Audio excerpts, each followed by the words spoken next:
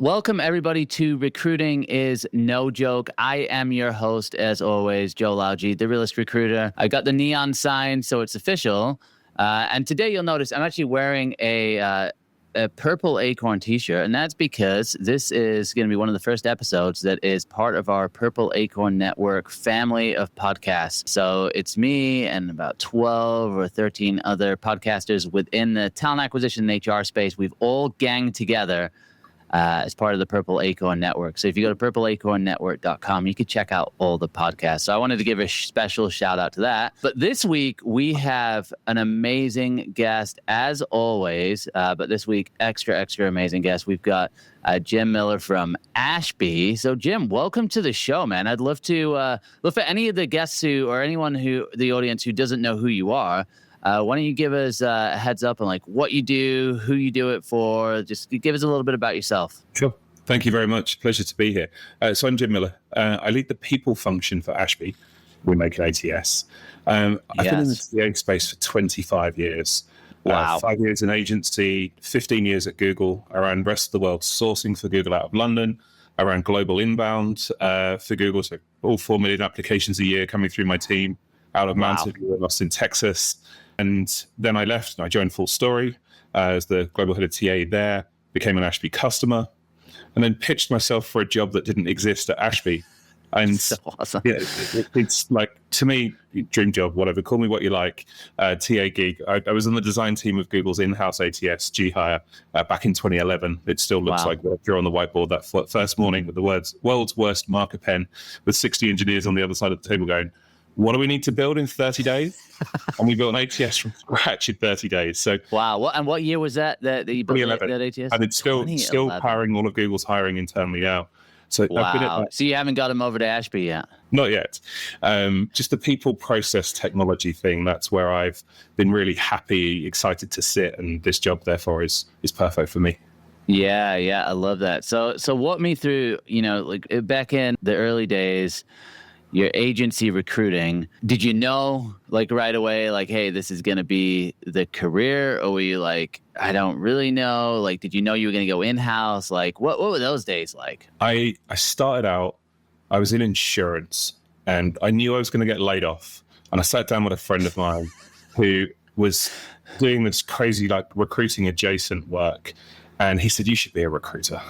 Of course. So a bunch of cowboys. And he said, no, there's this one company in London. They're an American company. They only ever put one candidate forward for a job. And I was like, what? That's an interesting approach.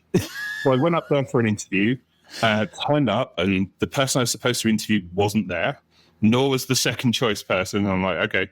Wow. Got interviewed, sat down, spoke to a whole bunch of people. They invited me back. I got the job. I started. This is Aerotech Allegis Tech Systems. Biggest private staffing company in the world still, I think. Yeah.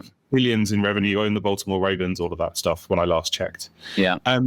The funny thing was, on my first morning in training, the trainer stands up and he starts walking through Boolean logic. Because we're all going to be recruiters, but that means sourcers, and we're going to work with somebody who's doing all the selling, but they're called recruiters. So, right. Is it like the account manager model? Yeah, you're selling exactly. and you're the account manager. Yeah. The pyramids model and triangle, whatever. And so, like, ands, ors, nots. And I was like, is this like electronic logic gates? And he was like, it's exactly that. I was like, oh, cool. I remember that from school. I can do that. Yeah. And that's really become my career because I taught myself how to do the finding. Then, of course, you become valuable to the people who are doing the selling. So what's your background before getting into insurance? Like, do you have like engineering background or something? I did a geography degree. Okay. And I just happened to remember that from physics at high school. And it stuck with me. And it fitted my brain. And because I could do that, I then started teaching other people how to do it and how to use the systems and how to really make to supercharge the systems. We could do all sorts of crazy things in the ATS, like search within search and so on. And then I landed at Google. And that was through... Yeah, like how did that happen? So the engineering lead recruiter for the Google London office, and they hadn't hired any engineers yet, this was a build from zero, reached out to agencies and said, hey, we've got these roles. But it was a bait and switch situation. They were going to find out who did the best job for them from the agency. Oh, wow. So, of course, I got put on it from our side because I was good at doing the finding. And I was 5 years of experience. I was pretty senior in the office. And then the guy was like, look, can I have your cell phone number in case I need to talk to you out of hours? Next thing I know, he's calling me saying, come and interview, I want to hire you. Wow. Got a job, started to help build out this dev center from scratch, started to teach everybody else how to do the finding at the same time as really diving into the ATS and learning it inside out so I could try and draw on its full power. At the time, they didn't know how to even do any internal search on it. And it was a system that was built in-house, but the developer was long gone and there was no documentation. So I had a lot of fun with that, a lot of fun teaching people. And I ended up kind of training every new hire coming into Google EMEA at that point into TA on the system and on sourcing in the system, and then a whole bunch of different LinkedIn sourcing techniques and methods and so on. Wow. And that got me the tap on the shoulder to then lead a team of sourcing when they first decided to bring sourcing outside of the US. Pilot program, hire 3 people, see if you can make it successful.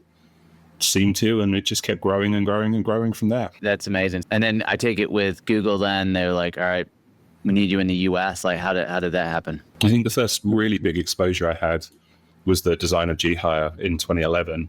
The people that were in the room that day, because it was such a high profile project, to build an ATS from scratch in 30 days. The old one had a line limit, like a Millennium Bug, and they didn't know that when it hit this number of applications, it would just freeze and stop. Right? I'm in Krakow in Poland on a Thursday, and I'm told I need to be in New York on a Monday morning. I go for 4 days. I don't get home for 6 weeks. Wow. We build this thing, build the training, build all the documentation, all the facilitation, enablement around it, and then we go on a roadshow to roll it out around the world. So incredible exposure. No, and that's it. No Chat GPT to build it. There's no AI to help you out there.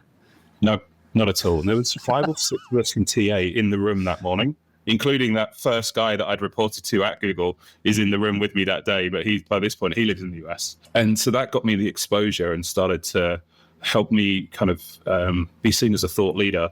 And then I got the tap on the shoulder. Can you move to the US? So I was like, sure, I'll come for a period of time.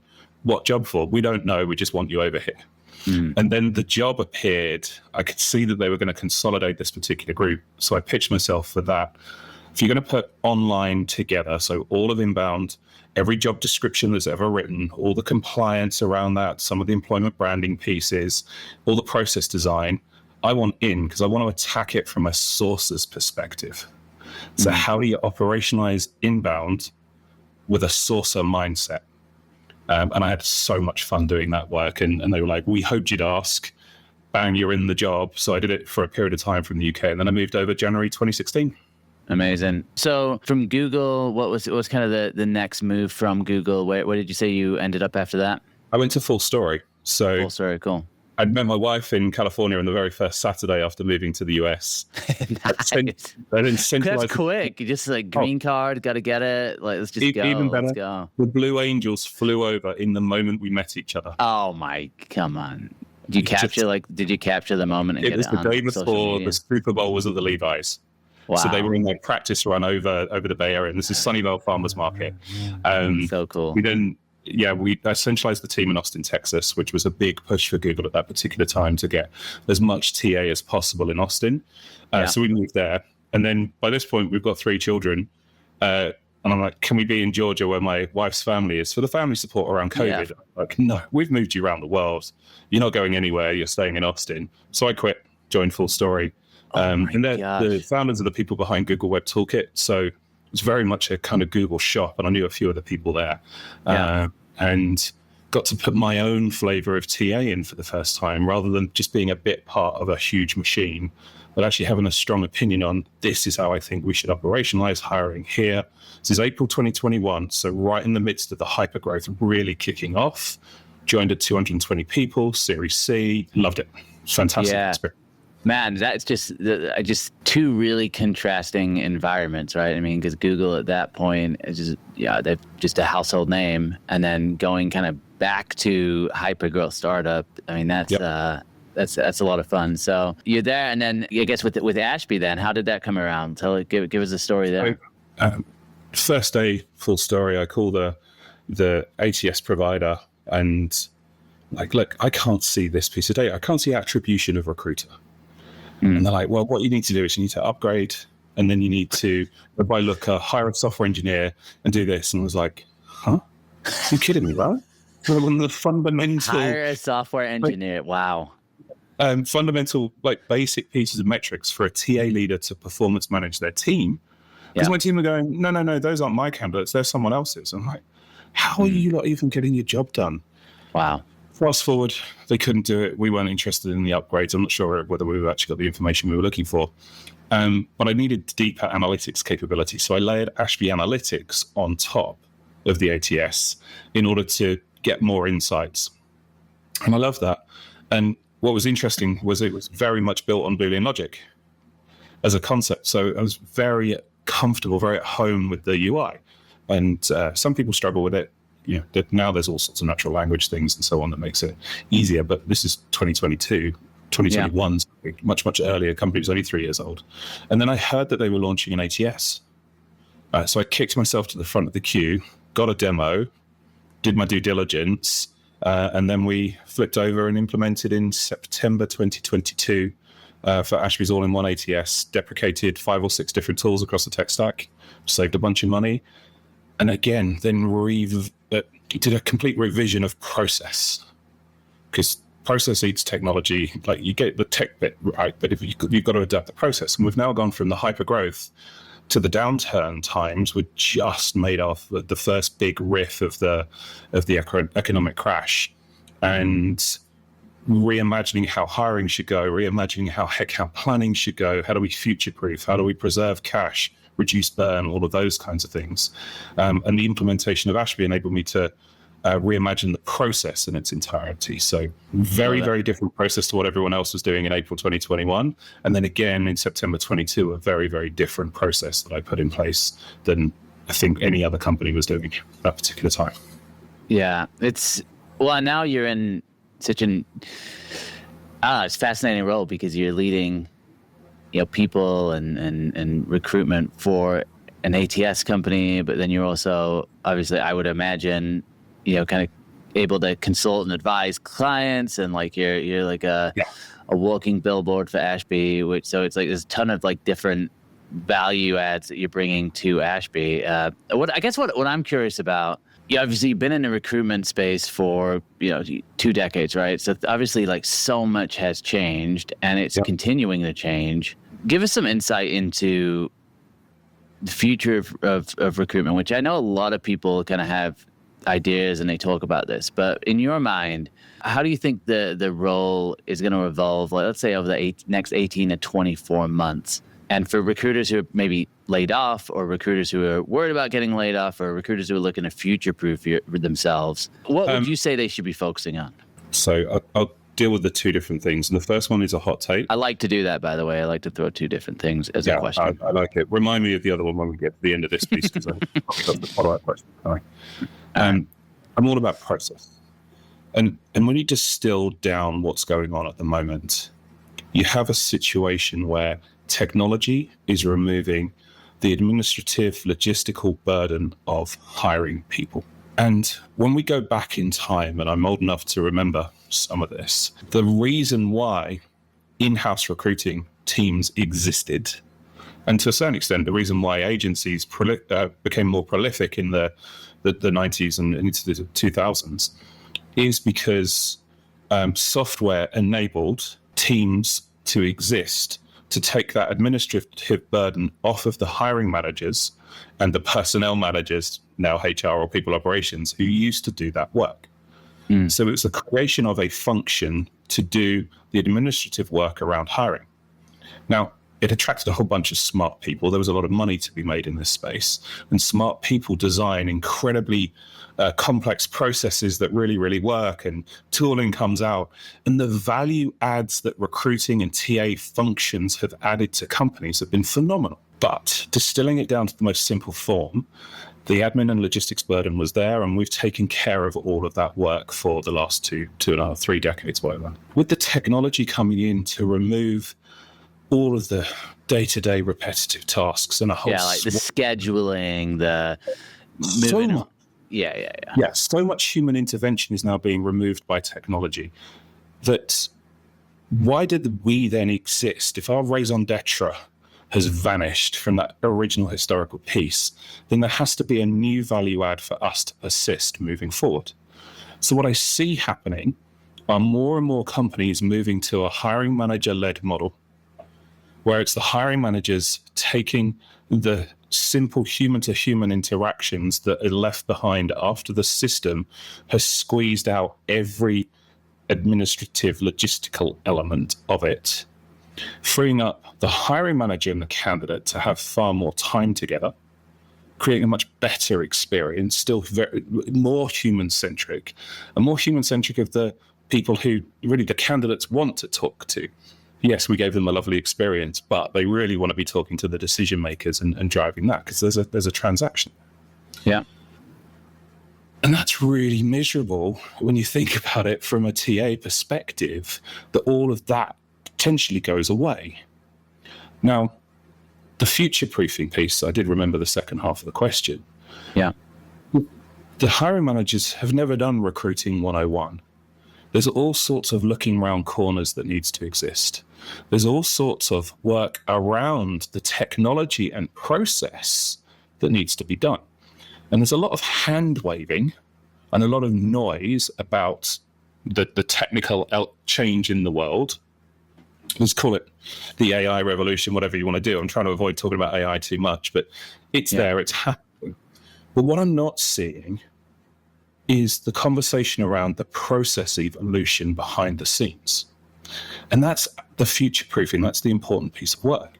Because you can deploy all of the technology you like, but if you don't create a process behind the scenes that really supports the company that you work for to get the right people for their roles at the right time, you can throw as much technology as you like at it. It's still going to be a hot mess. Yeah. Yeah. So to future-proof yourself, you've got to first of all understand that technical landscape, understand what those systems are capable of supporting. Then you've got to go and design the process. I've got a swim lane process document on my other screen here that I ran through last night to help people understand this concept that is designed to help those hiring managers slot in, play their new roles, but from a very, very intentional TA perspective to deliver the results that the company expects and the ROI the company expects from the deployment of the technology. Because you can deploy the fancy technology, but if you don't see an ROI, you've failed and you'll pay the consequences for it. A very long-winded story of saying, be aware of the technology, be aware of what the opportunity it creates is, but then design the processes that meet your company's needs, and then deploy the technology over the top of that with a predetermined ROI so that people don't spend the time they save and on work that historically wasn't a priority, because otherwise you'll see zero ROI. Yeah, and that's a lot of people have been talking about how we have all the tech, all the AI tools. You know, there's an infinite amount of agents that can do things, right? But there's still, you know, a lot of leaders are saying, hey, my team's not as productive than they were 2 years ago even. And so what I'm hearing is more of a focus on like operation, understanding what the process is. And so it almost becomes like an engineering role in some ways of like understanding where are we at, where do we need to be, how do we get there, and like how do we kind of build to that point. And obviously that's understanding some of the tech and understanding how the tech works together in the overall system. One of the things that people I hear say a lot is like the human in the loop, right? Like I can't tell you how many times I've heard, well, you can't take the human out of the loop. So for that human side of things, where, you know, as recruiters, I think about, you know, we fell into this because we're good with people and we know how to relate to people. Is there still like a valid kind of case? I don't know. Like, is there a case for that human aspect? And if so, where do you see that coming in? Is that working with hiring managers and kind of consulting with them? Is it working with executives? Like, where does that human piece come in, and what does that look like? So the reason you keep hearing human in the loop is actually a legislative compliance reason. Okay. I just back from Europe. I spoke at RecFest last week on this topic. How was RecFest? It was amazing. I was respecting on purple. I think purple acorns should be on my purple outfit. Ashby's colors are purple. Hey, I can make it happen. I can make it happen. Hun Lee was like, "Oh, those purple pants. Did they make them for you, Jim?" And I was like, "No, they didn't. Thank you." That's hilarious. The all of the noise is around selective AI. All of the compliance stuff is around selective AI, selecting the human. Article 26 of the EU Artificial Intelligence Act, blah, blah, blah, is all about the risk to the deployer of technology if that technology has biases in it. Human in the loop is about augmenting the human. So the other flavor of the technology, which gets zero coverage, right? There's no New York Times article about the fact that candidates are really dehumanized by talking to AI on that side of things, because it's not happening. Yeah. That's the logistical element. That's the administrative pieces. It's about creating more time for the individual human on the TA side, on the business side, managers, hiring managers, etc., interviewers. And then downstream from that, it creates a greater opportunity for human-to-human contact. So human in the loop is a human making the decision from a legal perspective. I'm no lawyer, but the human pressing the button after they've had time saved for them by some kind of automation, machine learning, or AI. And make sure you understand the difference between those three things so you don't pay through the nose for something that is simple automation. One of my bias tips. And then the human-to-human contact piece can become that much more powerful. Why would you not still have a human at the beginning of the recruitment process whose job it is to answer a whole bunch of questions, to really, to think of a sales analogy, to DQ the candidates, to help them save time and not investing their time in a process that isn't going to be a match for them, to answer the questions about comp. All, again, a whole bunch of logistical elements that are being driven by a human rather than by a process. And a human-to-human moment there is very, very powerful. And then the people who go through that stage can then have more human-to-human contact with the hiring managers, interviewers, people who are doing the work that they're interviewing for, etc. That's the power of the AI on that side. And I talk to our customers all the time, and I see teams that are a fifth of the size of what they were, and they're hiring twice as many people. And they're telling me that they've got more time with candidates in their process than they've historically had, but with far less candidates per job, thanks to their ability to not have to cut corners. An example, like so many companies only resume review the first 10% of applications. That one's gonna go viral right there. And it happens all the time. You see it. You see these LinkedIn influencers advising candidates, you've got to be in your first 100 applications, otherwise you're not going to get reviewed. Yeah, we see it. That is a process that's been designed by humans to help them be efficient. Well, now you don't need to do that process because there's technology that enables you to get to all of the applicant pool and make an objective decision on that group without any selective AI technology that will fall foul of the legislation. So now you can design a process that enables the human-to-human on-paper contact to create, if we go back in time, the long list and then the short list. Remember the people with the inbox and outbox on their desks, because that's how recruiting used to be done. And now you've got the short list of candidates who move into your process, and you can spend high quality time knowing that 100% of your applicant pool were reviewed and you're talking to the best of them. Because that other process, the first 10%, the first 100, had statistical bias. Because the best candidate from any demographic is statistically unlikely to be in the first 10%. In order to capture all of those best candidates, very difficult to judge who is best. I understand that. That's not what I'm saying. And if we could tell based on paper, then probably we wouldn't have been in jobs for the last 25 years anyway. But that best candidate does exist by definition in the pool, but you're not going to see them. So therefore, if you're only looking at the first 10%, first 100, you're making your company less good and less representative of your applicant pool. If you look at everybody and you're agnostic of channel, then you will hire the best people, regardless of their background, and your company becomes higher quality and more representative. Yeah, it makes sense. And I can help that. It's almost like an anti-bias. Yeah. Another question I'm thinking about when we're looking at this, one of the things you mentioned is this whole idea of, best candidate, right? And like you said, if we could tell that from a resume right away, I mean, things would be a lot easier. But obviously, candidates have access to AI. We're hearing a lot more about candidate fraud, things like that, where, it's like you don't even know who's on the other end. So I guess in terms of candidates having access to AI as well, is that an advantage for us as human recruiters? Because it means that we're just going to even need a human to verify that who we're talking to is accurate, that, you know, their resume, what they've got written on their resume is real. Like, is that a value add for having a human in the loop as well, just in terms of being able to sniff out fraudulent activity, those types of things? The extreme example that we were talking about a year ago was you open a job and in the first 10 minutes you get 5,000 applications and your AI says all 5,000 of them are perfect for the job, go talk to them. Yeah. We're going to need more humans, right? That's the Skynet situation. Yeah. Don't see that it's manifesting itself that way, because what's happened since then is a multi-layered approach to actually blocking that stuff. So there's a whole range of security elements that are going on. Some are reasonably public because people are talking about what they're putting in place in their companies. Others are not so, and I won't really touch on those. But there's an indication from a whole bunch of different signals that a candidate is fraudulent, that it's available.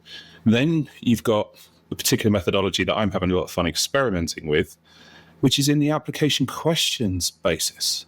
So I had a application question go viral last year for my head of rec ops. So Will joined us, but the original job description had a question talking about, we want you to be yourself.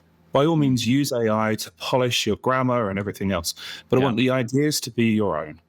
Can you confirm that you have not used AI to generate ideas that are not your own?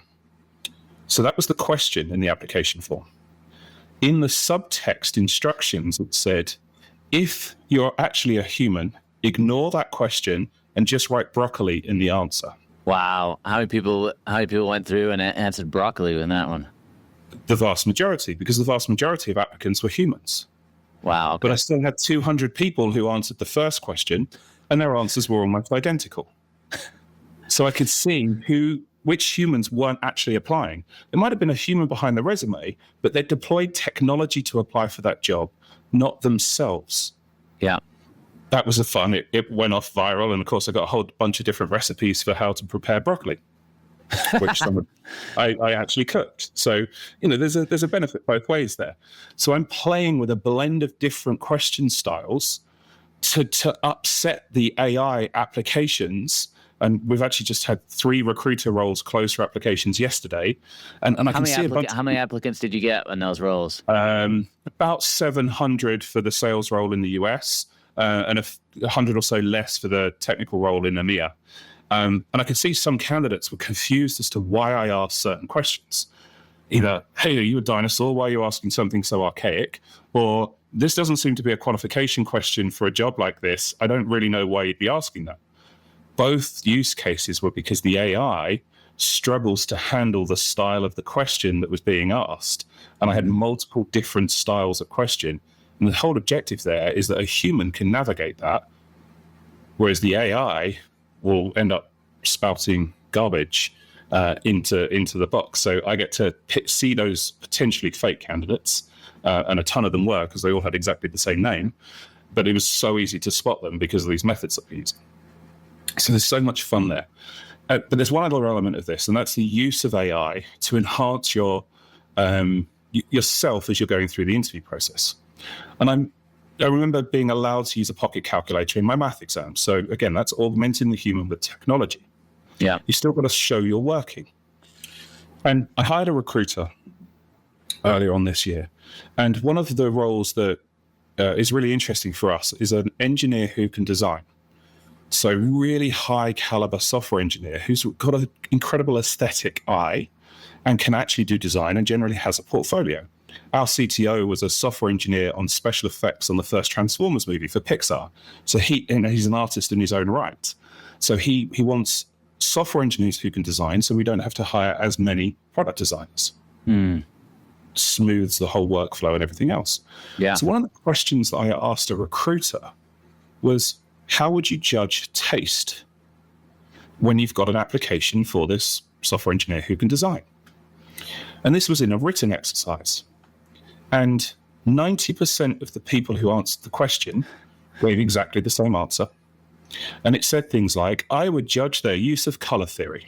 I'm like, okay, So then I go and ask them in the follow-up interview, what gives you the right to be able to judge color theory? How do you know about color theory? Explain it to me in layman's terms. Yeah. One person said, well, I was a creative director of a creative agency earlier in my career, so this is actually something we use, and I've trained in it. That's why I've got the right. That's why it's so important. Like, one thing I've been thinking a lot about is, I don't know if you've seen this as well, is like, even just with ChatGPT, like it becomes like an echo chamber for people, and it like pumps you up and like makes you feel good, because at the end of the day, its goal is just like any other kind of tech platform. It wants you to keep using it, and so it makes you feel nice and it pumps you up. And but like, being a subject matter expert and just knowing something is still so key, because even with the calculator, it's like, a calculator is great if you know when it's putting out a wrong output, or it's saying something that you can clearly see is wrong, right? Like, hey, 3 times 12 is 360. You're like, all right, that's off. But if you're just using it and you don't actually know it's off, you're going to get the wrong answer eventually, and it's going to screw you over. And it's like, people aren't thinking about that. They're just so quick to use it as a shortcut. Yeah, which is that's a huge issue, right? It is. Quality over quantity still matters. You've got to be able to defend your thesis. When you stand up to present it and then defend it afterwards, if you didn't write the words, you can't defend it. And there were 2 applicants in that particular scenario who went, I haven't got the right to judge taste. Here's how I would attempt it, but I haven't got the right to judge their design capability. I'd look at their portfolio and say, hey, these look clean.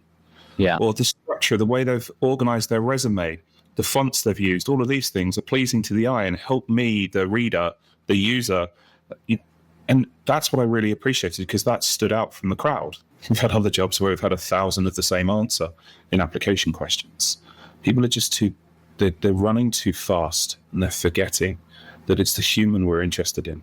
Yeah, and it's like, how you approach one thing is how you're going to approach everything. So it's like, in that scenario, you just think, all right, well, when leadership team asks us, like, what are the results and what's hiring look like, and if you're just entering things into ChatGPT to get the answer, it's like, anyone could do that. It doesn't make you an expert. Okay, so last question here, because I know we're running out of time, and these episodes go way too quick. But you kind of explained a little bit of this, but we have seen we've just had a crazy journey in talent acquisition. Like, I'm coming up to a decade in talent acquisition, okay? And it was like 6 years of growth, kind of steady growth, and like good times for agency. And then obviously the pandemic hit, and it was like everything's done.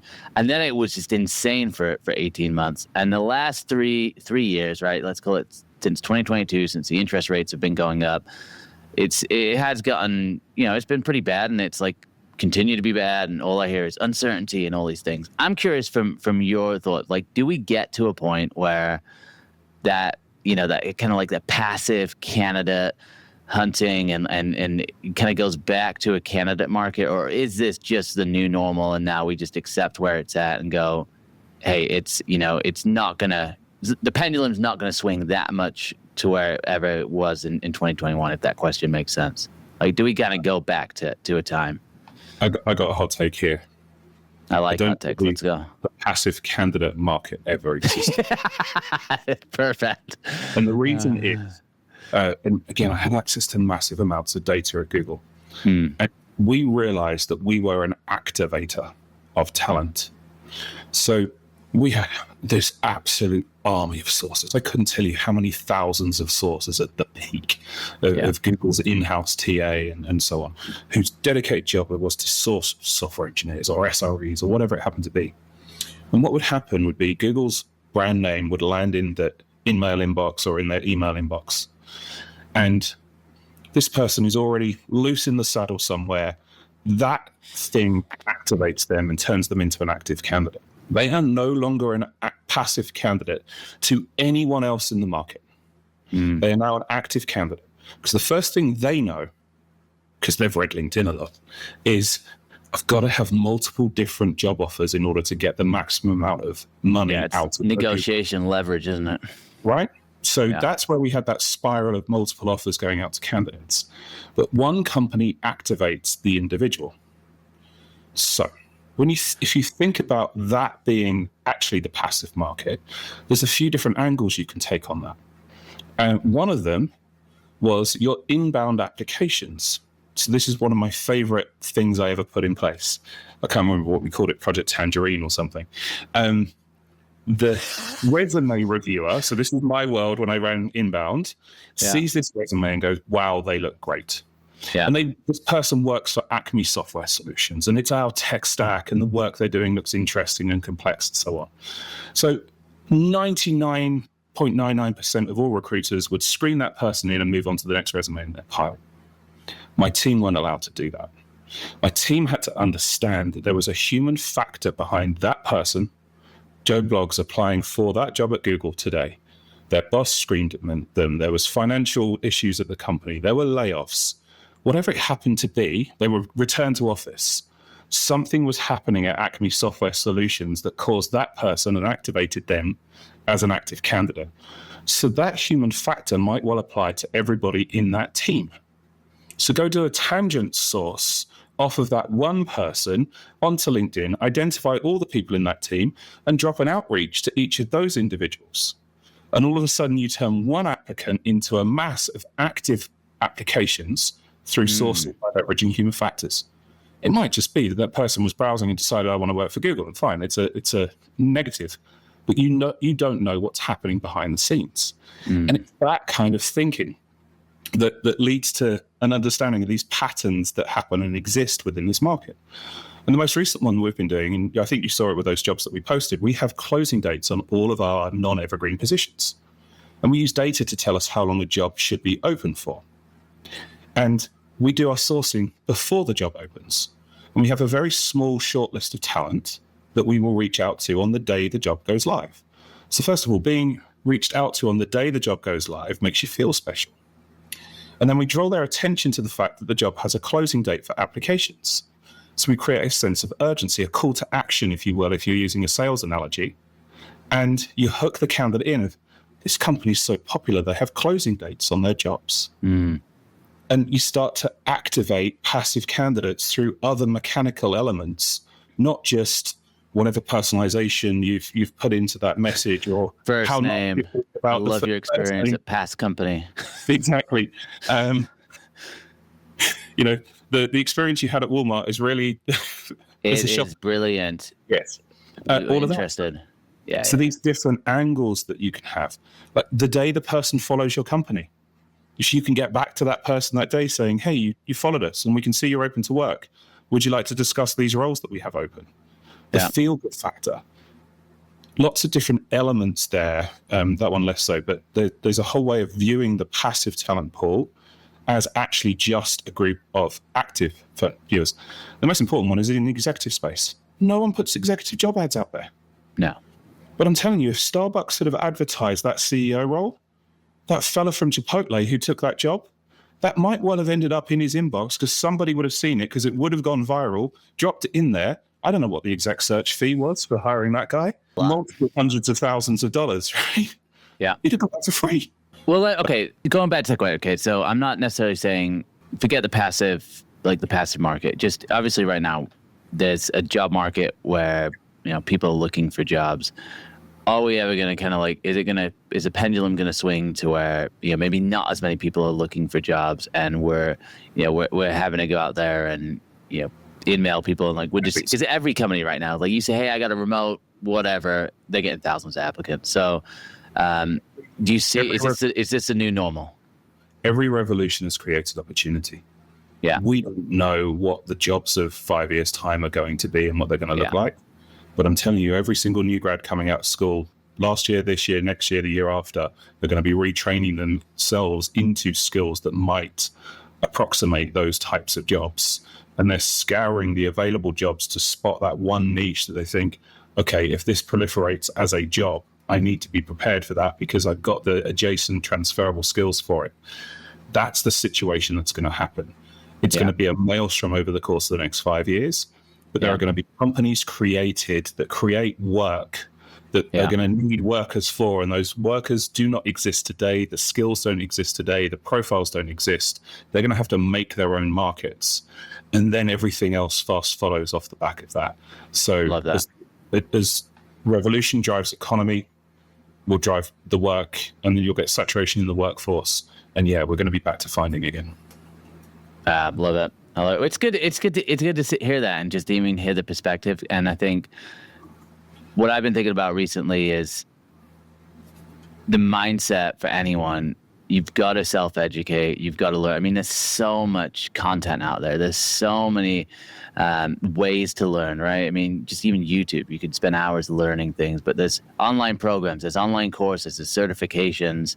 And I think you have to have that revolutionary mindset of, hey, no one is going to teach me these things. My company is not going to teach me these things. Well, maybe some will, but most won't. You have to do it yourself, because otherwise, you'll have other people who upskill, that are hungry, that are doing these things. And in some ways, I think for some people that is a little bit of it can create some anxiety. But I think you have to have that mindset, like you just said, of like, what's the opportunity? I'm ready for these new jobs that we don't know. And again, it's that uncertainty of what those jobs are going to be. That's what creates anxiety. But when those jobs come through, which will happen, it's not going to be a scary thing. It is going to open up opportunities. So absolutely. I love it. Well, Jim, where can people find you? Where can people connect with you? LinkedIn. My URL is J followed by 20 M's, I think. There's a long story behind that. That's awesome. The easiest place to find me. Jim Miller at Ashby is that's where I work. And are you going to be on the road coming up? Any more conferences coming up? Hopefully I'm going to LinkedIn Talent Connect actually in San Diego, which will be fun. And then I've got a bunch of other bits and pieces. Probably going to be back in Europe again in a month or so. So seeing some customers. RadFest USA, are you going to be there?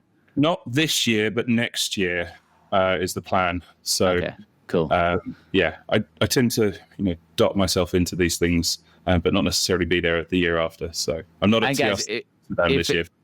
If you ever run in the gym at a conference, he's like always like doing a million things as well. Like he just is a man in demand. So you can't, and that's a good thing. It's good that we got to connect here on this show. Thank you so much for your time, guys. I would say if you want to find out more about Jim, find him on LinkedIn. I just always say be patient. He's not on LinkedIn all day like me. He has a real job. So be patient. Say you heard him on the podcast. And then, guys, if you have questions for me, you can go to www.therealistrecruiter.com. You can find all of our past episodes. Remember, we're a part of the Purple Acorn Network as well now, so you can find a ton of other great podcasts as well. And we'll be back next week with another great guest. Jim, thanks again, and I'm sure we'll see each other in real life soon. Cheers. Thank you very much. Take care.